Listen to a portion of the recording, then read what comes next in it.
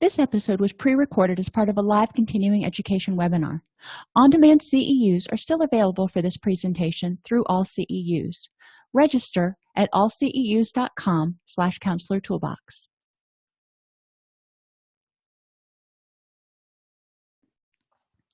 I'd like to welcome everybody to today's presentation on addressing codependency and abandonment fears. And you may think that those are two completely different topics, but they're really not. Codependency for a lot of people is an expression or a reaction to their abandonment fears, and we're going to look at how that might actually be occurring. We'll review attachment theory really briefly, define codependency, learn about core abandonment fears, identify ways that codependent behaviors might be ways to cope with abandonment trauma, and explore tools and activities to help clients recognize their fear-related and codependent behaviors and take effective action.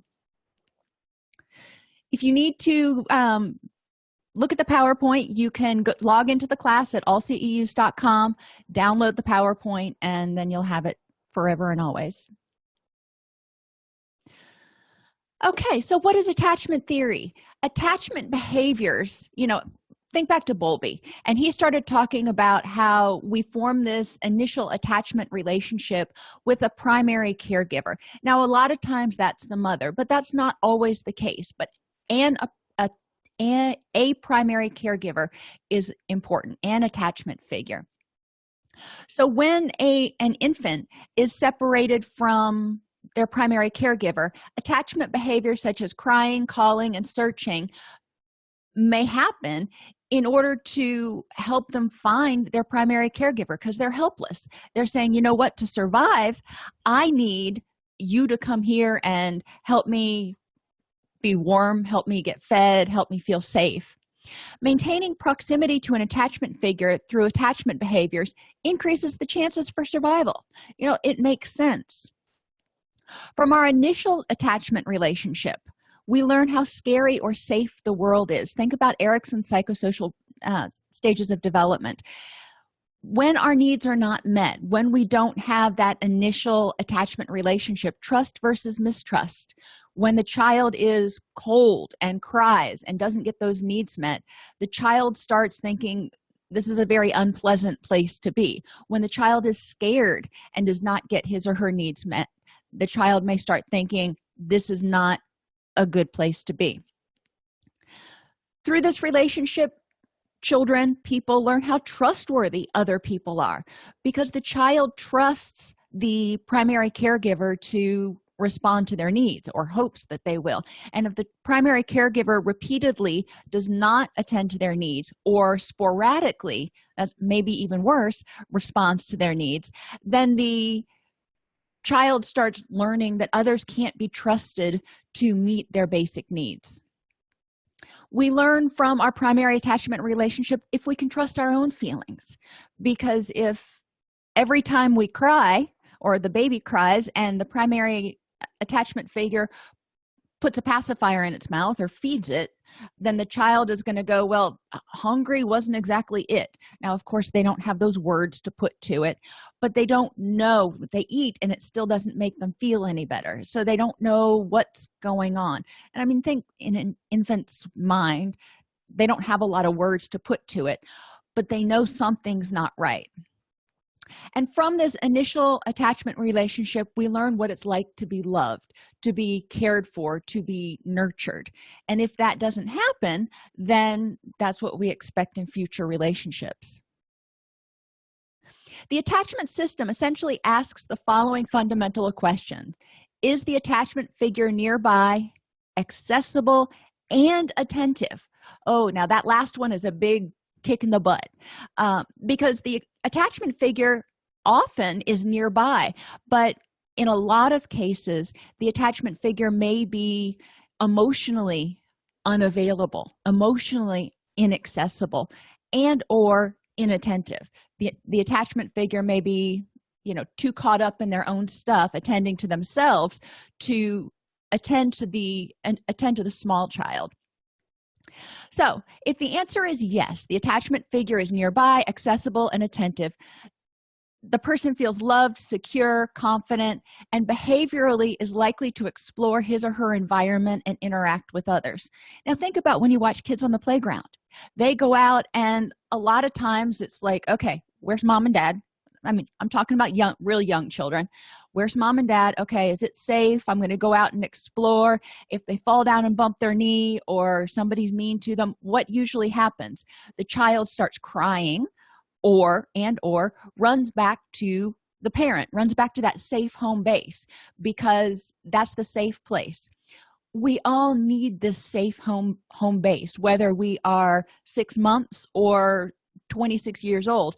We need this safe place that we can return to.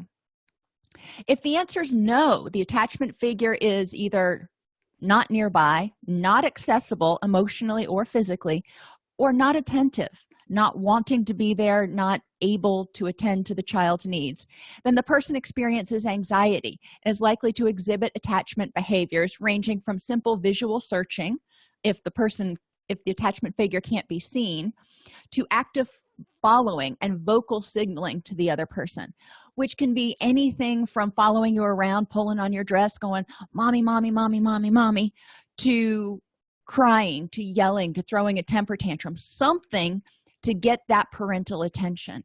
And when children act out, my first question to the parent is, what was the child trying to accomplish? Now, it could have been to get candy, but a lot of times when the child acts out, there's more to it than that. They wanted some sort of attention. They needed some boundaries set. Their blood sugar was low, so they were needing to be fed. So what was the function of that behavior? These searching behaviors, these attachment behaviors continue until either the person's able to reestablish a desirable level of physical or psychological proximity to the attachment figure. And that's important. We need to focus on this to a certain extent. Physical proximity is great, but if we're in physical proximity and that person is not emotionally accessible or attentive, it doesn't do a lot of good. However, we can get psychological proximity without physical proximity. So you may have someone who is, a soldier who's deployed, and they're able to talk to their children and get that psychological proximity to the attachment figure. And that soldier, when they're talking to the child on internet chat or whatever it is accessible and attentive to that child at that point in time. So there is that connection. So just because people are separated by miles doesn't necessarily mean it's going to obliterate the attachment relationship. Even infants, they can hear their parent's voice on the other end of the line. It's not quite the same, but when you can establish that connection, when the infant can hear the parent's soothing voice, it helps. Okay, so they either need to reestablish a desirable level of physical or psychological proximity, or they just wear down. And that's the learned helplessness. They learn that no matter how much they scream, cry, pitch a fit, search, that person's not coming back. And you get that learned helplessness, which we know depression is associated with helplessness and hopelessness. And if the person was seeking an attachment figure that was for comfort because of a sense of anxiety about something, they perceived a threat, they needed a need to get met, so they've got anxiety going on because they still didn't get that need met, and hopelessness. So they're in a bad place. So triggers for attachment. There are certain kinds of events that trigger a desire for closeness and comfort from caregivers. And I want you to think about not just children, but I want you to think about adolescents. I want you to think about adults. We all need attachment. We are wired for it. That's why we have oxytocin. We're wired to be connected to one another. There are three main sets of triggers. Conditions of the person. If they are tired, hungry, sick, in pain, cold. In addictions treatment, we use the acronym HALT: hungry, angry, lonely, or tired. But I want you to think about that and think about yourself. When you have some of these things, do you desire to have someone there to take care of you, to help you out? I know when I'm sick, I tend to like to be coddled a little bit. I'll admit it. When I'm tired, I tend to want to be left alone. But we do need to look at the triggers here. Once we get older, we can feed ourselves. So when we're hungry, that generally doesn't trigger an attachment feeling. But there are a lot of other internal things that can trigger that need for care and closeness. Conditions involving the caregiver or the attachment relationship. So in adults, it's more the significant other, the attachment relationship, more than the caregiver in terms of a parent. But conditions of the caregiver, if the caregiver is absent, especially for a long time, then it can trigger feelings of abandonment, trigger feelings of need to connect with that person. If the caregiver is getting ready to depart, whether it's for a work trip or for a weekend away, or maybe even just you're dropping your kid off at preschool for the first day, and that triggers that anxiety because they're not sure if you're going to come back. They've never been in this situation before.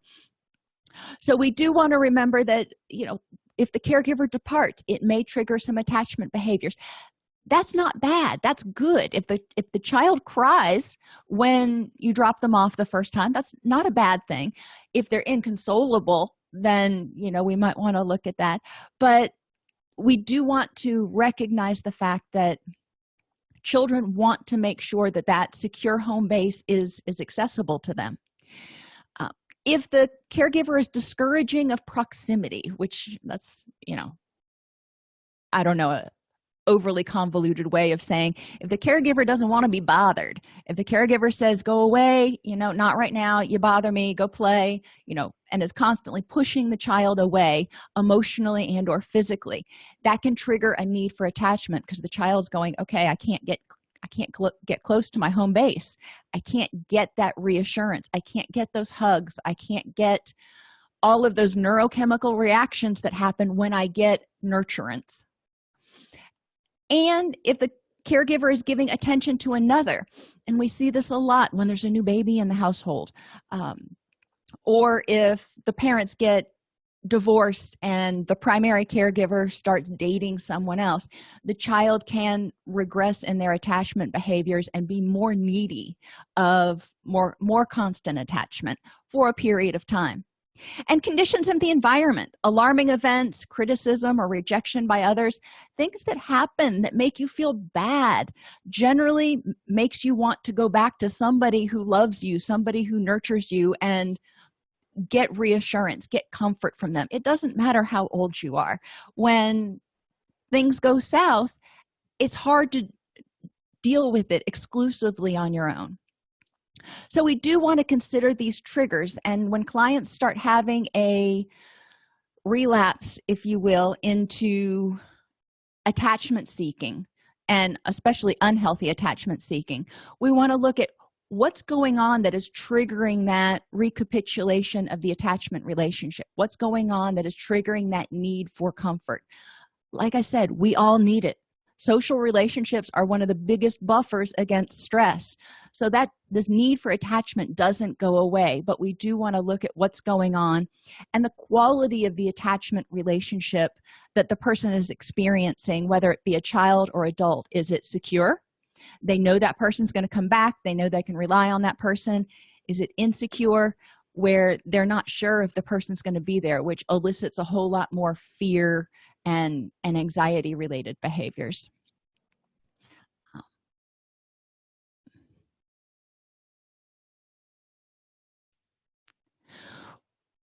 When Patricia asked a question about what about a child who has a good attachment figure but still demonstrates the qualities of not feeling attached, they're fearful, they're clinging. So I would probably look at it from two aspects. Number one, I would try to get into the child's shoes, if you will. Some children are what we call high needs children, and what a quote good attachment figure looks like for one child may not be enough for another child.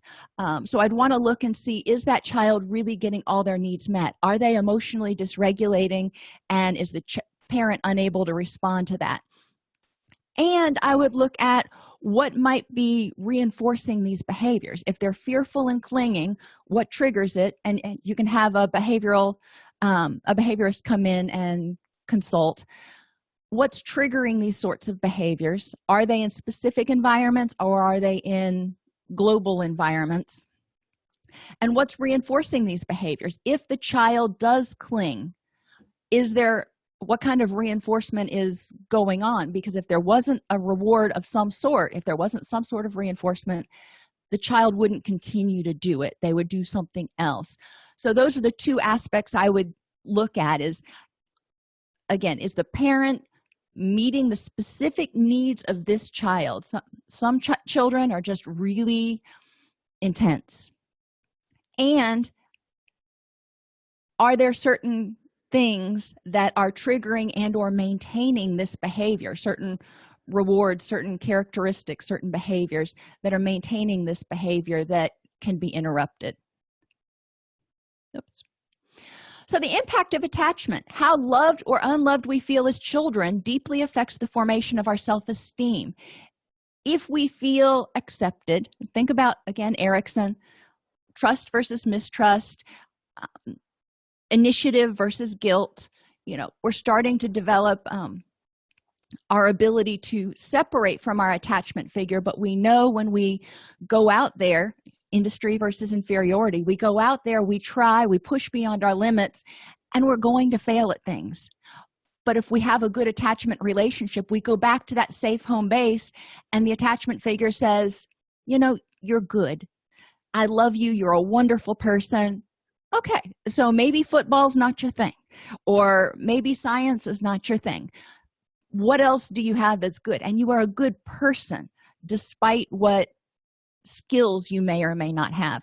And that helps people develop their self-esteem and start saying, you know what, I'm good at certain things, not so good at other things, but that's okay because I'm a good person. Early attachment relationships shape how we seek love and whether we feel part of life or more like an outsider. If the child constantly experiences being pushed away and feels isolated, then they're going to feel more like an outsider. If they seek love and they get love in return, then they're more likely in their adult relationships to seek out what they need because they know is likely they'll get it in return. As we individuate, so when children go through that identity formation in middle school, high school, college, they again start seeking approval from their peer groups, from their significant others. So this attachment thing changes a little bit as we become more independent and able to meet our basic needs, but we always need that connection, that social approval, if you will, that unconditional positive regard. So consequences of abandonment. If those attachment needs aren't met, the child may feel emotionally or physically abandoned.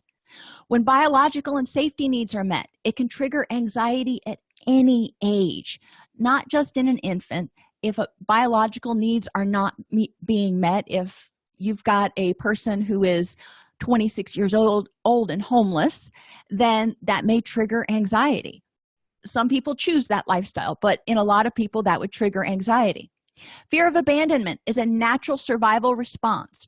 When a person feels unlovable, ineffective, and helpless, we tend to fear being abandoned because we don't think anybody's going to want to stick around. So if the person feels unlovable, ineffective, and helpless, then they're going to fear abandonment.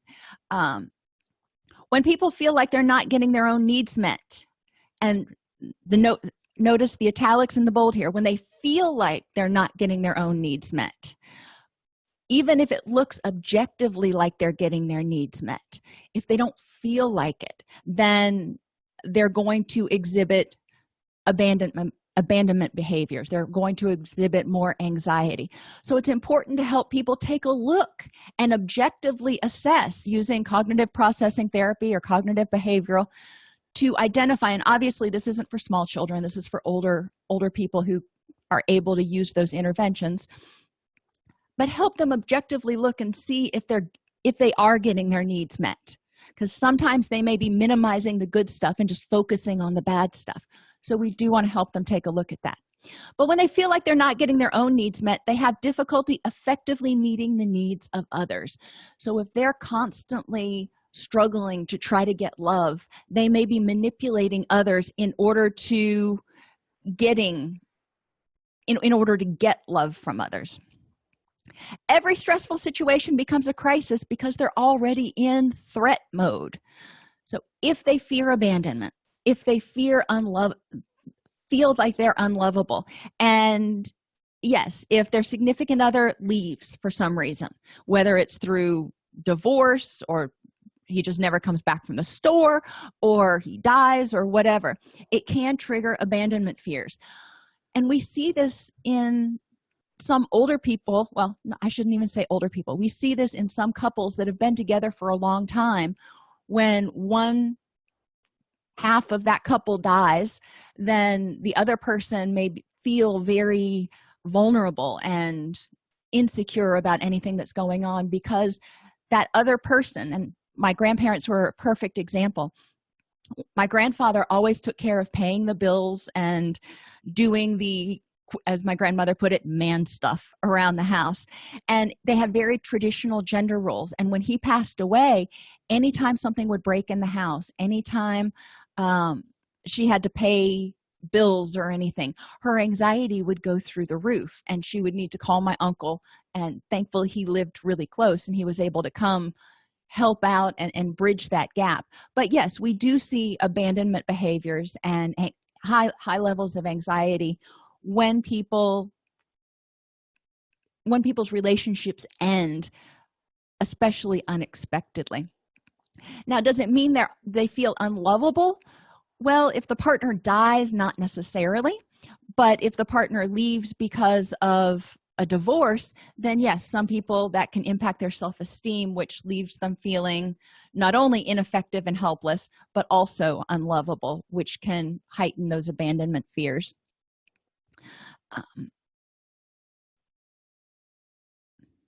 When people are in a situation when they're fearing abandonment, what types of things trigger fear of abandonment or trigger fears? Rejection and isolation. When people fear abandonment, they're fearing anybody is going to reject them, so they're going to be hypersensitive to cues of rejection and isolation. They're going to seek comfort and solace in anything they can. They may seek they may fear loss of control and the unknown, because all of a sudden they can't control their lives, or in an infant's case, they've never been able to control their lives. So this is a constant fear that's brewing in their hearts. And they may fear failure, because if they don't have that secure home base to go to, then if they go out there and they fail, then basically think of it like falling flat on your face on the concrete. It hurts a lot and there's nobody there to pick them up. So all of these things become heightened when there isn't a secure base to go back to. Signs of abandonment issues. Now, I want you to think, in what ways do these behaviors protect the person from abandonment? And it seems kind of counterintuitive, abandonment issues producing these behaviors, but attaching too quickly can protect people from abandonment, because if they are out there on their own and they fear abandonment, they find somebody and they just latch on to them. It's like, okay, finally, I found my safe thing. I found my security. I found my life rope. So I'm going to attach, and I'm going to attach hard. And we see this in a lot of people, I won't just say clients, who meet somebody and all of a sudden 24 hours later they're head over heels in love. They move on too quickly. That's kind of the opposite, but it can happen in the same person. They can attach really quickly, and then if the relationship ends, they're like, fine, whatever, and then they move on to the next person and they find that next life rope that they can hold on to. They may be a partner pleaser, doing things that they normally wouldn't do because they're afraid of abandonment, so they're going to acquiesce and not live authentically. They may settle for bad relationships because bad relationship is better than no relationship in their minds. Constantly looking for flaws. Now, how does this protect a person from abandonment? Well, If you're constantly looking for flaws in the other person, then you start seeing the other person as imperfect. If the other person is imperfect, well, and you think you're imperfect, then they're less likely to leave you. And if you see the other person is really imperfect, then nobody else would love them but you. So it's safer to assume that they're not going to abandon you. It's this kind of loopy logic here, but you can see how it makes sense from a certain point of view. If a person is reluctant to fully invest in a relationship, if they've got abandonment issues, they may have walled off their heart and they have this fortress around it because they don't want to get hurt again. So they don't want to put it all out there. Makes sense to me. If they have difficulty trusting, same thing. That got that wall around their heart. They don't want to be hurt. They're afraid to trust because that trust has been betrayed before. They avoid emotional intimacy. They feel unworthy of love. Now, unworthy of love, how is that protective? Well, if you don't feel worthy of love, then you don't expect love. If you don't expect love, then you're not let down when you don't get love or when you're abandoned. So again, you gotta look at it from a certain point of view. They're jealous of virtually everyone. Now, you could say everyone, but virtually everyone. Jealousy is anger. Jealousy is fear that you're going to lose somebody. Jealousy is anger at somebody for having a better relationship than you do. So jealousy is this feeling that pushes people away, to keep them away from either from hurting you or from that attachment figure. If you're in a relationship and the person is really jealous, then you're not able to connect with others outside of that relationship, so that theoretically might prevent abandonment if you can't connect with anybody else. Now, you see the problems with that logic, but you can also see how jealousy can be a reaction to abandonment and a way to try to protect themselves from abandonment. Hypervigilance and overanalysis. Well, if you're constantly afraid of abandonment, you're going to be on the lookout for those signs of rejection, for those signs that you might not be able to control the other person, for those signs that, you might be failing at something and disappointing the other person. So the person who's afraid of abandonment is hypervigilant and will overanalyze just about any situation in order to try to make sure that they're not going to be abandoned. The problem is, the harder you look for something, the more likely it is you're going to find it from a certain point of view. So if somebody expects to be abandoned, then they're going to be hypervigilant to those cues, and they're going to see them, even if they're innocuous, they're probably going to interpret them as abandonment cues. Repressed anger. Well, if you hold that anger in, if you're afraid that somebody's going to abandon you, and if you're hyper vigilant and you're overanalyzing everything and you see them as being rejecting and uncaring, yeah, you may repress that anger because you're feeling those feelings, but you'd rather be in a bad relationship than no relationship at all. People who are afraid of abandonment can be overly controlling, because if they can be the puppeteer controlling the marionette, then they know exactly what's going to happen, and Pinocchio ain't just going to get up and walk away. Self-sabotage and blaming yourself for breakups. If people are afraid of abandonment, when people experience abandonment, then they look at, what did I do? Because going back to those initial abandonment issues, people with abandonment issues generally feel unlovable, helpless, and insecure. So, of course, if they're unlovable and helpless, then they're going to look at, why did this person leave me? It must be me, which makes them feel even less lovable and more afraid of abandonment and never being loved. So you might be saying, why are some of these bolded? Well, the bolded areas: attaching too quickly, settling for bad relationships, hypervigilant, repressing anger, and overly controlling, those are also characteristics of codependency.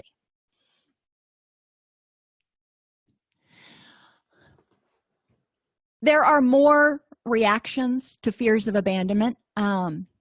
When people fear abandonment, they may go into fight mode. So I want you to think about how these may prevent abandonment, what maintains these behaviors, and what are the long-term consequences. And these are things we'll discuss in group. I will go through these one at a time. I don't put them all up there at once because it's overwhelming. But we start talking about when you start fearing abandonment, what happens in your relationships? How does the quality of your relationship change? So if you go into fight mode, maybe you become aggressive, hostile, and start blaming and criticizing. So how does that prevent abandonment? How does that keep the person from leaving you? And I encourage them to really reflect on the fact that they're trying to dominate. They're trying to control the person. They're trying to make the person feel bad about themselves so they won't feel lovable and they won't leave. Dominance or trying to control others. Recognition seeking to get attention, validation, and approval. And you might be going, well, how is this in the fight area? Well, it's an active thing, a proactive thing, if you will, kind of reactive, but in order to get attention, in order to maintain the relationship. So I'm going to do my dance and do whatever I need to do to get recognition, validation, and approval, so my partner remembers how awesome I am and that they shouldn't abandon me. Manipulation and exploitation, such as seduction. People can become very seductive, borderline histrionic in their behaviors if they're fearing abandonment. They might try to connect with that person in any way, shape, or form that will keep them around. They can lie, they can justify just about anything in order to try to keep that relationship. They may cling and chase. And again, this is in the fighting aspect, because instead of running away, they're running towards the person going, you can't leave, I need you to stay. That clinging can be, and chasing can be in the form of 24 text messages in half an hour. It can be showing up on your doorstep. It can be pleading. It can even come out in the form of certain self-harming behaviors. And shame, which is self-anger about feeling needy. So when people start to feel needy, they may get really angry at themselves and start engaging in numbing or self-injury behaviors in reaction to the fear of abandonment, because instead of asking for help or feeling worthy of love and nurturance, they feel like they should cease to exist. And flight, shorter list here. When people flee from abandonment, they may withdraw. If they fear that somebody is getting ready to abandon them, they may withdraw. They may withdraw physically, quit showing up, quit going on dates, whatever. They may withdraw emotionally. So they're starting to wall their heart off. They're not going to get hurt. They may withdraw through addiction by just numbing everything out. It's like, I don't care. I don't feel anything. And they may distract themselves, engage in anything else so they don't have to think about the relationship. Now, how do these supposedly prevent abandonment? Well, they don't, but they prevent abandonment pain. So when they withdraw, they are still in control. They're the dumper. Yeah, they're the dumper, if you will, instead of the dumpee. They are withdrawing. They're the one that's choosing to not invest themselves anymore. So the other person doesn't have the upper hand. Long-term consequences of both fight or flee. When you talk about any of these behaviors, encouraging clients to really look at how do these affect your relationship over time. Yeah, in the short term, you may get your way. That person may come and rescue you. That person may give in. That person may submit. But in the long term, does it create a healthy, long-lasting relationship, or does it just prolong the time until the person eventually abandons the relationship? Okay, so then we move on to codependency, because like I said, codependency is one reaction to abandonment fears. Codependency describes a type of relationship in which one partner defines his or her worth or goodness based on someone else. If I can save this person, it means I'm good. So you get into this relationship and you're going to be the savior. That means if you save that person, then they will be indebted to you and they will be there, so less chance of abandonment. And if this person loves me, then it means I'm lovable. So it's important to be in that relationship and to make sure that the person recognizes. The codependent person often chooses relationships in which the other person needs to be rescued, thereby making him or herself indispensable. So thinking about why you would get into a relationship initially with someone who needs to be rescued. Why would you initially get into this relationship, and how might this result from low self-esteem and fear of abandonment? When you're in a relationship with someone who needs to be rescued, when you're doing things to rescue someone, you tend to feel better about yourself, and they can bolster themselves up. And like I said, once the person has put themselves in that position of being the quote savior, then they feel much more indispensable, which makes those fears of abandonment go away, because they're like, well, this person needs me. They can't live without me. So again, in what ways do these behaviors prevent abandonment, and what maintains them? Avoidance of confrontation or poor communication. How does this prevent abandonment?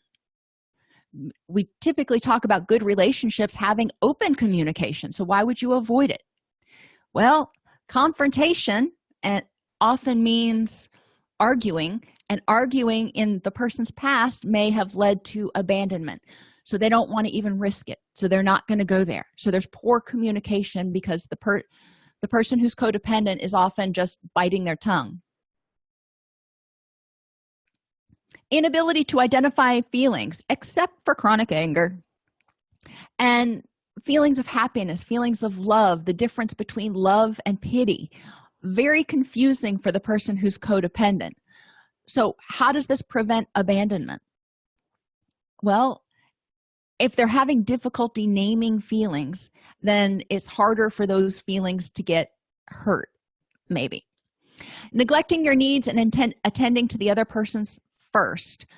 Well, that makes sense. If you want to prevent abandonment, if you're catering to somebody, then you think, well, that'll keep them from leaving. And if the person to whom you're catering falls into that trap, then it does keep that relationship going, but it's a give, not a give and take relationship, and it gets exhausting. Accepting verbal or physical abuse by others.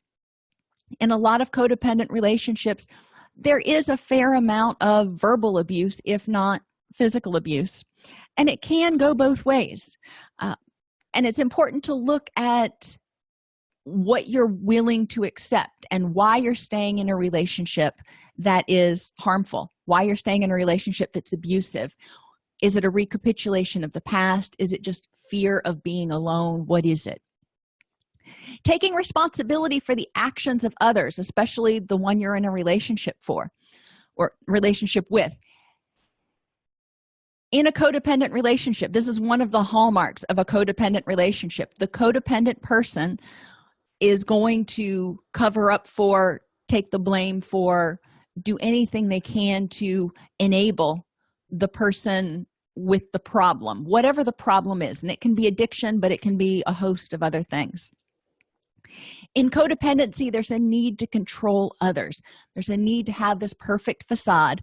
There's a need to control things, because if the codependent is in control of everything and everyone, then things won't go bad. If the codependent is not controlling the other people, then they might be abandoned. Then the other people might get into trouble, because the codependent takes on this role of ultimate protector, if you will, but to the expense, to the extreme, and they start doing things for everybody else that those people should be doing for themselves. And the codependent feels shame when other people make mistakes. Now, how does that prevent abandonment?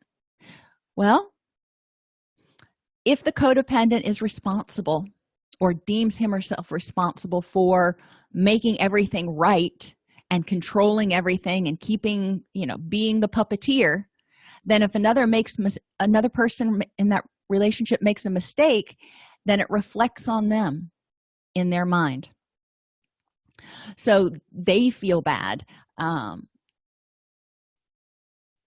They do more than their share at work or at home. Well, in a codependent relationship, this person is trying to get approval. They are trying to get validation. They're trying to get other people to go, I couldn't do this without you. That makes them feel safe for the moment.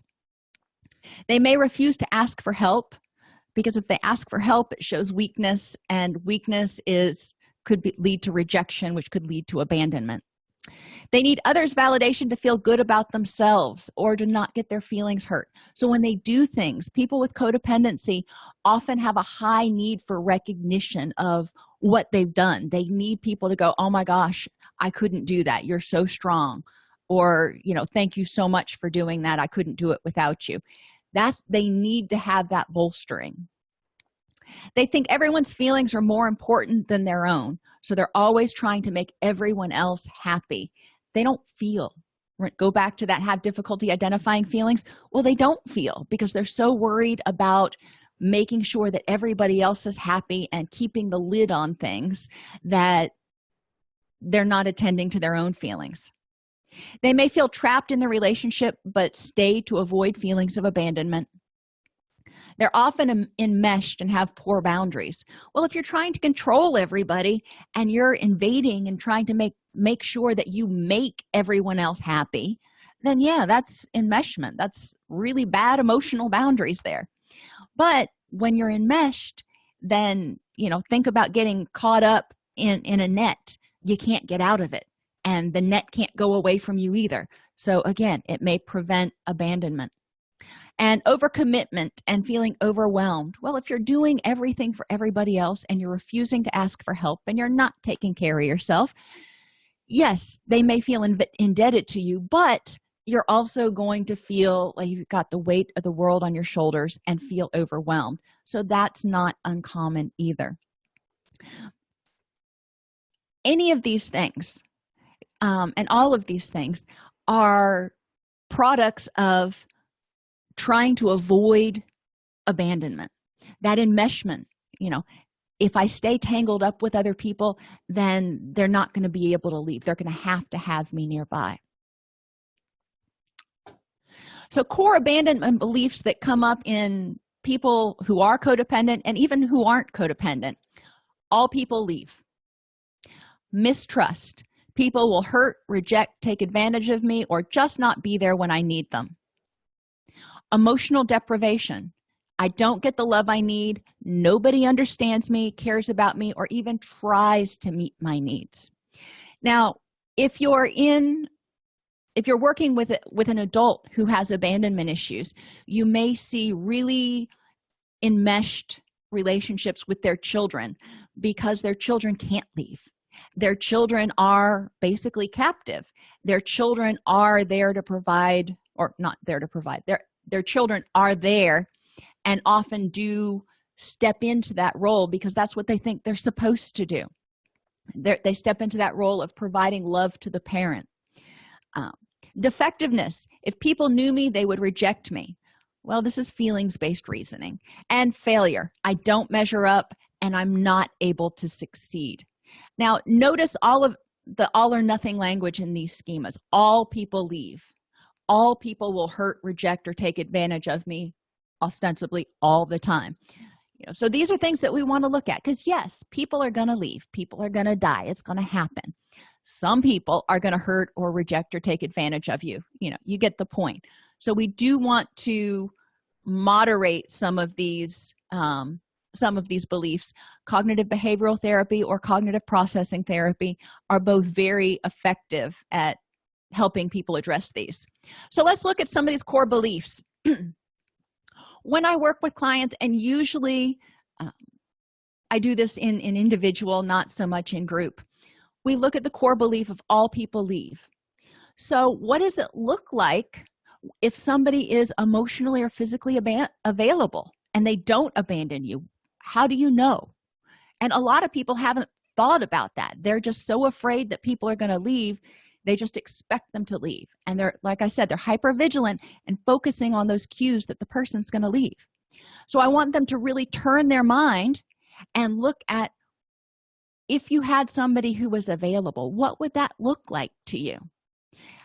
And if they have difficulty coming up with that, I say, okay, do you abandon people? And a lot of times they'll be like, no, of course I don't. Okay, so what does it look like to other people when you're in a relationship? What does it look like so they know that you're not going to abandon them? And we start developing a list of behaviors and attitudes that are common in relationships if somebody is going to be available but still have healthy boundaries. They're not going to be holding your hand 24 hours a day. Who in your past left you or was unavailable emotionally? What did they do to make you feel rejected or abandoned? And so we start there. Who was it that left you or was unavailable, and what exactly was it that they did? Did they just ignore you when you were at home? They never had time for you. They were never home because they were always traveling. What happened? And this can even be they died. Some, especially when a death happens and when a child is young. What are alternate explanations for why they may have done this? Maybe the attachment figure wasn't home a lot because they were working in order to pay the bills, and that was the only way to make ends meet. Maybe the attachment figure was in rehab, and unfortunately repeatedly, and they were trying to do the best they could in order to be present. We need to look at this retrospectively from an adult's frame of mind. They did what they did, and you felt abandoned. I'm not taking that from you. What are some other explanations? Did they intend to abandon? Or what are some other explanations that might have more to do with them than with you? Who in your past has been available? Switching that back again, we're looking at the positives, has been available to you emotionally. And they can look back, and generally people have a best friend or somebody who is available. And who in your present is available to you emotionally? So we start talking about that, making a list of safe people, making a list of characteristics of the relationships that look and feel safe. And then we start talking about, what do you do in your current relationships that causes people to leave? And depending on the client, you may have to change the wording a little bit because you don't want to send them on a guilt trip. But I want people to really start looking at the dynamics in their relationship. And a relationship, it takes two to tango. So that person is always, that other person always has some part in it. But what is it that you do in your relationships that may be dysfunctional? If you push them away, how do you do it? And what are some alternatives to that behavior? And maybe why do you push them away? If they look back over their relationships and they see a pattern, you might start looking at, why is it, or what happens that suddenly you start pushing people away after 6 months or whatever it is. If you become clingy and obsessive and jealous, what triggers that? What behaviors do you do that characterize you as clingy? And what are some alternatives that you can do?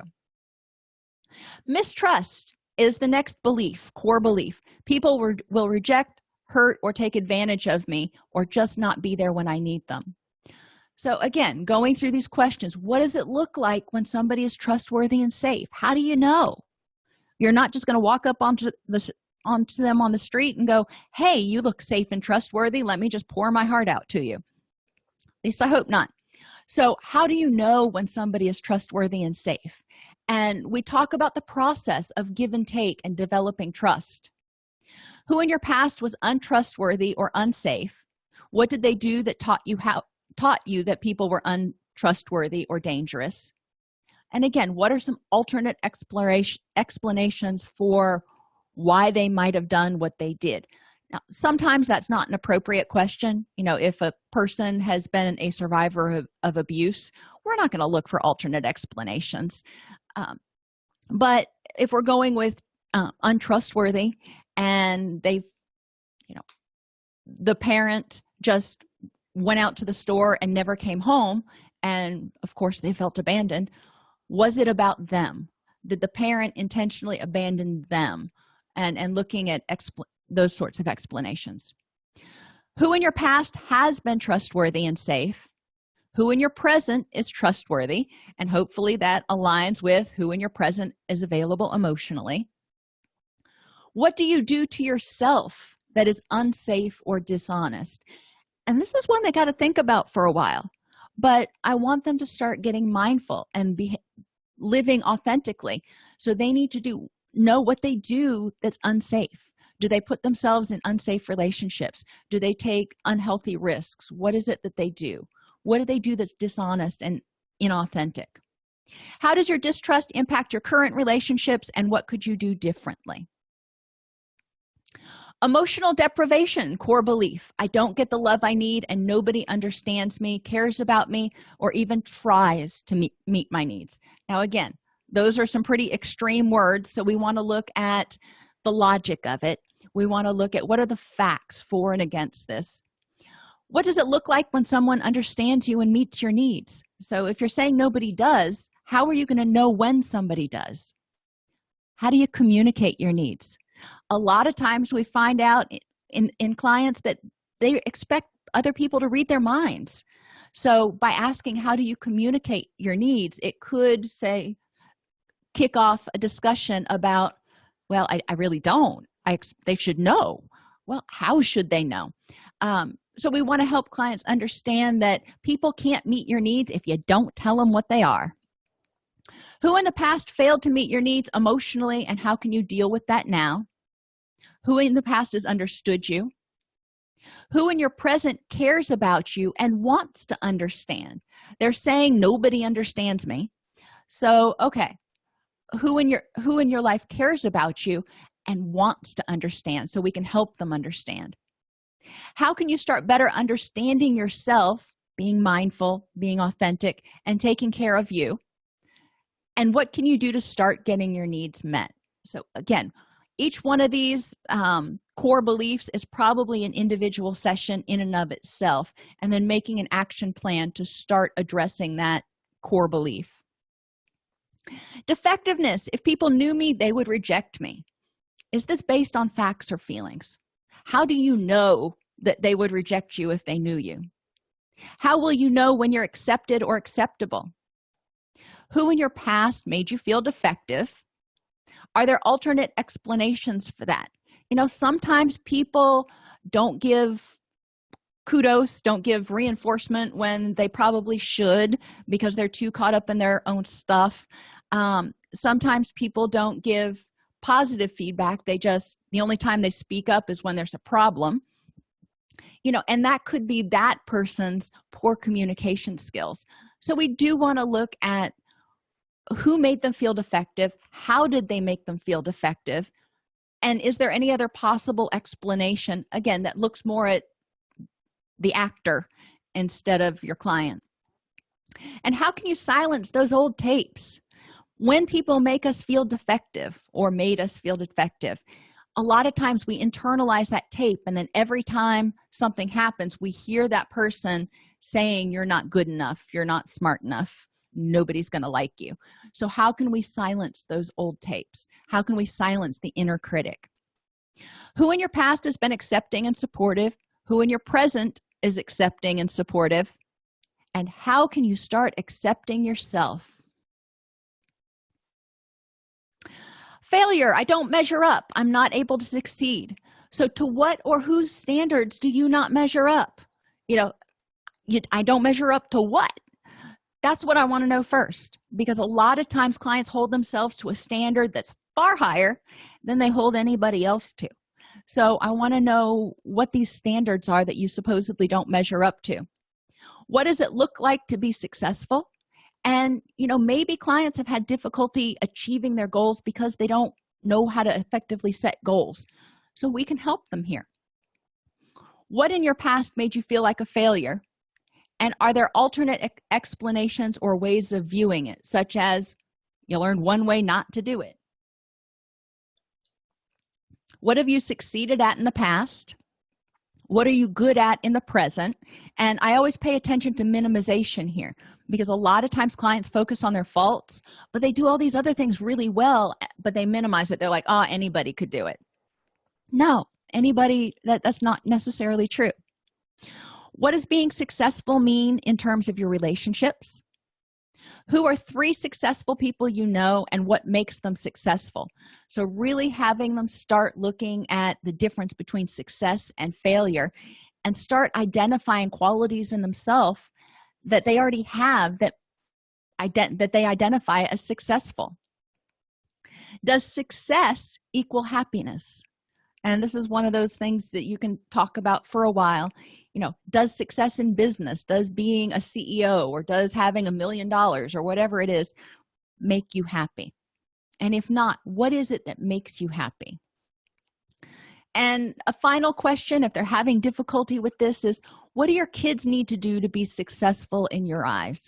Because a lot of times, we have visions of what we want for our children, but we also have a vision of, what they need to do to be successful, and that's probably far different than some of the hopes and things we have. Behavioral triggers: abandonment and mistrust. So if somebody starts fearing abandonment or mistrust, it may come when they experience a change in someone's behavior. If they're not getting constant reassurance, if the other person's relationships feel threatening, like they're going out with the boys all the time and your client's going, does he not want to spend time with me? And if that person is hypervigilant to rejection and disconnection. Any of those 4 things can trigger abandonment issues. So we want to ask clients with each of those, how has this threatened you in the past? So if somebody's behavior has changed in the past and it led to abandonment, that makes sense, that if they're seeing the same pattern, they might expect the same result. What are alternate explanations, and what would be a helpful reaction to these behaviors right now? Because what happened in the past is unfortunate, but it doesn't necessarily mean it's going to play out the same in the present. So we want clients to really look at what's going on in context and what's the most helpful reaction now. People may feel defective and like failures when they experience criticism. If there's unexplained time apart, they may feel like they're being rejected. If they're getting absent or inconsistent reassurance, or if they actually fail at something. So again, asking them how it's threatened them in the past, when this has happened in the past, how has it gone bad? And then looking at the present in context and going, okay, what are the similarities and differences in these situations? Envisioning activities. What does a healthy relationship look like? And we talk in our group about presence versus abandonment, and there's healthy boundaries. Acceptance versus rejection.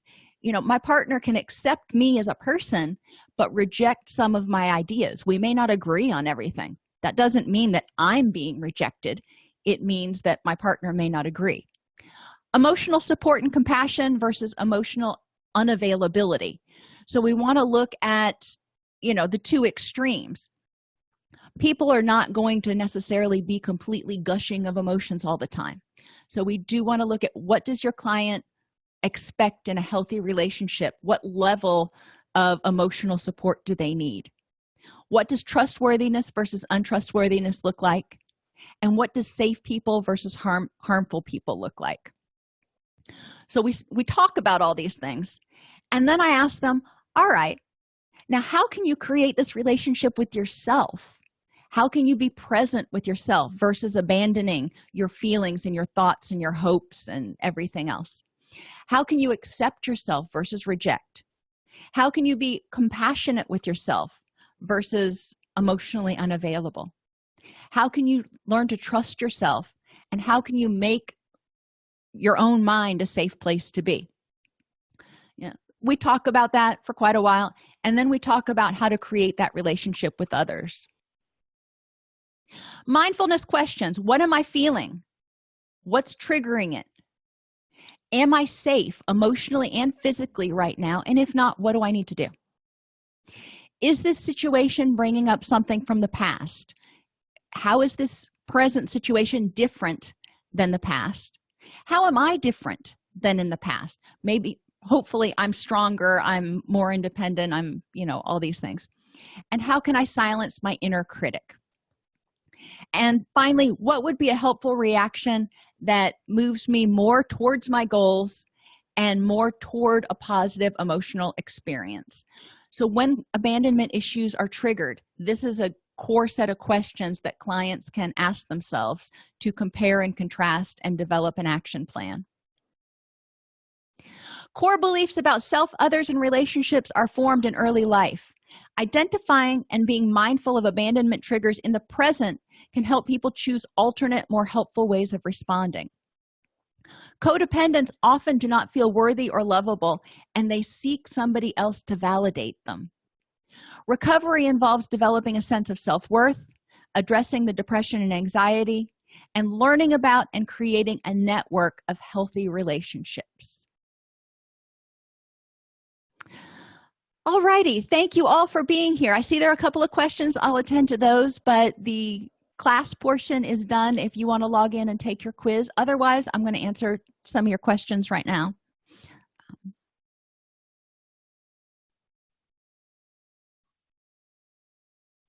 Yes, abandonment issues can make the person feel sort of borderline. And again, I'm not saying they're borderline, but on one hand, they may feel clingy and desperate. And then on the other hand, they can turn and just be like, fine, I don't need you. So it can look sort of borderline-esque because of their fear of abandonment.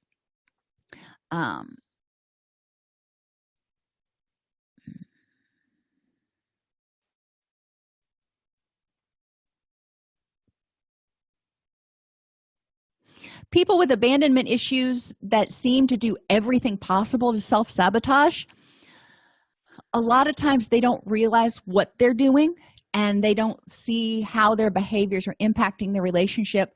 Many times, and I'm not saying all the time, but many times when people self-sabotage, it's, again, in order to either make the other person look like the bad guy for leaving. It's a power play. Let's just shorten it to that. It's a power play. Somehow that person is either pushing the other person away first, so they're the dumper, not the dumpy, or they're doing things to sabotage the relationship so they can blame the breakup on the other person. Not always the case, but a lot of times.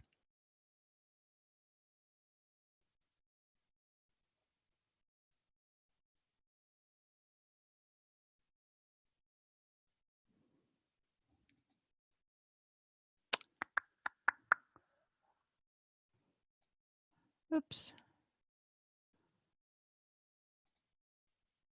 Nope. Let's see. You wanted to see from current slide. Well, stinky poos. Mindfulness questions. I think that's what you want. There you go. And remember, you have the PDF of this in your classroom.